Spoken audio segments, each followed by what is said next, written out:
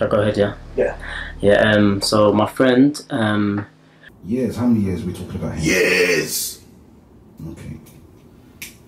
You know he's a Muslim now? Yes, he is. And that's what's annoying me, because I can't control him. Okay. he's been Muslim about 2 years now, but he's been troubled by jinn or possessed before he was a Muslim. It started from maybe the age of 16, 17. Listen to me carefully. When he's a Muslim, he does not belong to you. He's mine! He's not yours. Yes, he is! Things wouldn't leave him alone at night time, constantly troubling him, constantly poking things in his head. So it's been on and off stages throughout the years. Stop! Stop! I will talk to you, stop! In his maybe late 20s, me and him was kind of starting getting close again. I will talk to you, stop, stop, stop, stop! I do not want to hear Allah's name. I don't want to hear it! Okay, what makes you think I want to talk to you? Because you have to talk to me. Okay, listen again. And then that's when he started to get attacked a lot. Obviously, me being a Muslim, I was trying to just break things down to him as a Muslim belief and things like that. Maybe it might help his situation. Okay, you want me to prove to you that he's not yours? Prove your rubbish. And he almost, I think he got hospitalized, and he was taking medication, but it wasn't really helping his situation. It was just kind of making him tired, sleepy. I am not listening to this rubbish. آمن الرسول بما أنزل إليه من ربه والمؤمنون. So at one point he was getting attacked a lot, like 3-4 times a night. He didn't even want to stay at home. He started to lose weight. His family was worried about him, and he used to come with me to work on a regular basis. I was doing deliveries, so he'd be sitting in my car, and I started to tell him about Islam.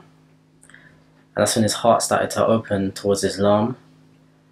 And he was going through so much at the time. He actually started to go to the mosque before he was a Muslim, asking for help. He was trying to seek help from imams and things like that. Why was he seeking help? Because he was just desperate at that point. Before that, when he was afflicted over the years, he used to say ghosts are following him. Stop that noise! I don't want to hear that! I don't care! He's mine! I love him! He's mine! And that's that! أعوذ بالله من الشيطان الرجيم أعوذ بالله من الشيطان الرجيم الله لا إله إلا هو. He used to say like so he's a non-Muslim, believes in ghosts. Yeah, he believes in ghosts. Like he was a non-Muslim at the time. He believed some spirit or ghost was following him and constantly touching him in certain areas, attacking him in his sleep, trying to kill him in his sleep. It was going on for a long time, and it would sometimes he'd leave his house because he's been attacked so much, and he'd keep calling me like 3 times a day, or more than that. Sorry, maybe more than 10 times a day. He'd keep calling me, "What are you doing now?" But he was very scared and lonely at that time. So the time that I started to be around him a lot is when I realised he was getting attacked a lot. I felt really sorry for him. What age was he at the time? He was probably 29. No! How was that? I'm not coming out now! I was gonna come out, but I'm not coming out now! He was getting attacked a lot, and he would just call me randomly, and he'd be like, "Where are you?" I'd be like, "I'm at home." And he'd be like, "I'm going to the shop." I'd be like, "Okay, cool. Call me back. I'm just doing something." Then he'll call me back like literally 30 seconds and be like, "Say the same thing. Where are you?" But I know he was just panicking because he was being attacked. You're gonna kill me! Are you crazy? Do you know who I am? Do you know who I am? Do you know who I am? I will kill him! Was he on drugs? Was he on... No, he wasn't on no drugs. Last time he did drugs was probably when he was or weed. It was probably when he was like 17 and things like that. So he left that all alone. But what was he diagnosed with? The doctors, I think they may have said schizophrenia, but even with him, he knew that the medication wasn't really helping. So he was trying to cut down on the medication a little bit, because when he felt so drowsy, he felt like they were strangling him at night in his sleep. Shut in rubbish! Stop that noise! I don't want to hear that! I don't care! So he couldn't do nothing about it because he was dosed up on medication. So he's been strangled at night and he's dosed up on a lot of medication. So he started to cut down a little bit. So he was in a really, really, really bad way. I used to see him and he would just be telling things to leave him alone. Like, I'll be doing delivery driving with him. I'll come out, do my delivery, then I hear a big scream, leave me alone. But he thinks I can't hear him because of the car and the windows are up. But it was so loud, and I'll come back now and I'll be like, he's mine! I love him, he's mine! And that's that! 𝗪𝗧𝗪𝗂𝗧𝗪𝗂𝗧 who you shouting at? And then he'll be embarrassed. He'll be like, you know, it's them, you know. They keep poking things in my head, things like that, yeah. And I was saying to him, look, yeah, trying to get too angry because this is what they want. Like, don't fall for their trick. But he was like, it's not easy, you don't understand, it's not easy for me. And then I'll take him home now. I didn't want to stay at home. He was in such a bad way. It's the worst I've seen him.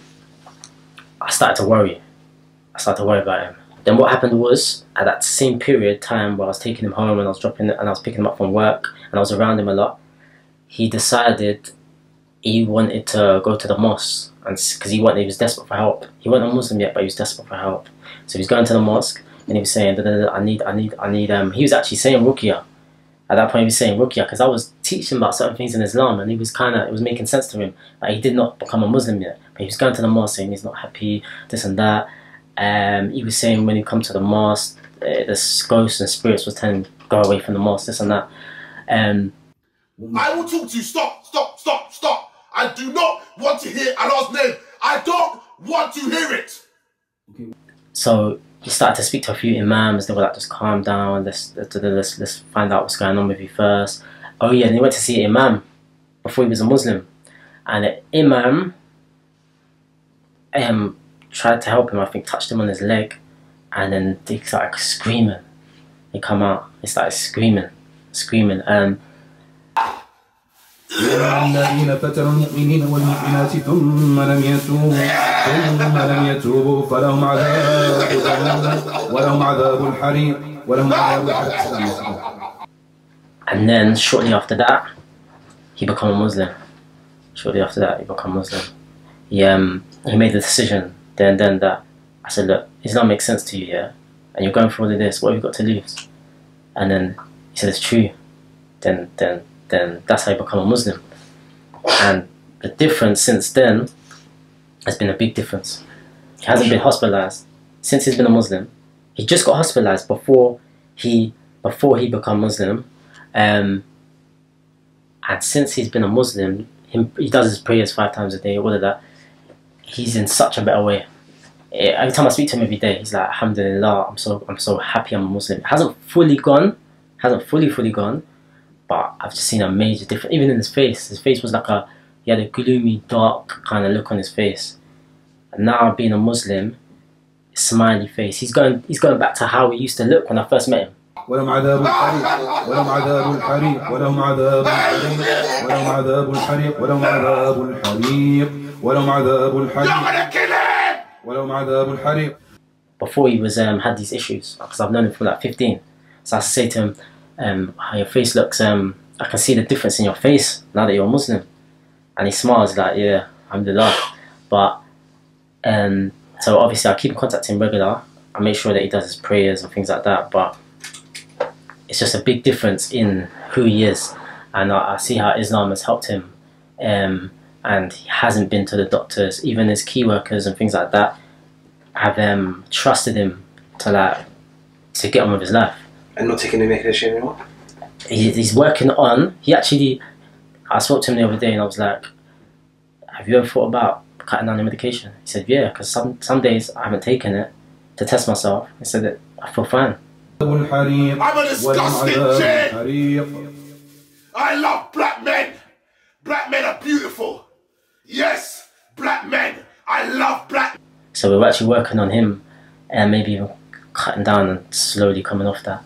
But he started some courses in the mosque, learning Arabic and things like that. But I'm just happy to see him happy now. Like he's happier. He still gets little. They still do try and give him little whispers and things like that, but not like before. Before was worrying. His whole family was worried, and this is something he's been battling since he was like 17 years old. He's been battling at 17 years old. What religion background is he was a Christian. And he used to go before Muslim. He used to go to the church for help. Like the pastor would take him to the church, but he said it kind of just made it worse. It's like he'd be on the floor and just like he felt confused. Like he said it made it a lot worse. But he says now being a Muslim, he's more calm. He's got more tranquility. He's more peace, more peaceful, and more tranquility. You're telling me to calm down? Yes! Because you're annoying me with that crap now! I was gonna come up, but I'll change my mind! We already agreed this is not what we're doing here. I do what I want to do. He's mine!